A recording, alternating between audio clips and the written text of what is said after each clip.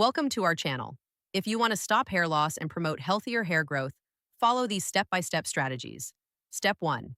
Eat a balanced diet rich in protein, iron, biotin, and vitamins A, C, and E to provide essential nutrients for hair health. Step 2. Reduce stress through relaxation techniques like meditation or yoga, as chronic stress can trigger telogen effluvium, a type of hair loss. Step 3. Be gentle when handling your hair by avoiding tight hairstyles, excessive heat styling, and harsh chemical treatments that can damage follicles. Step 4.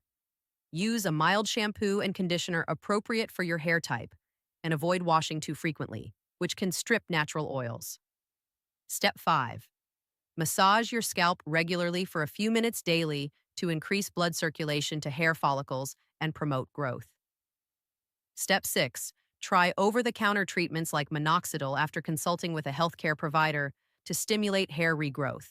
Step 7. Check for underlying medical conditions with your doctor, as hair loss can signal hormonal imbalances, thyroid problems, or nutritional deficiencies. Step 8. Consider prescription medications or hair restoration procedures if conservative measures don't work, discussing options with a dermatologist.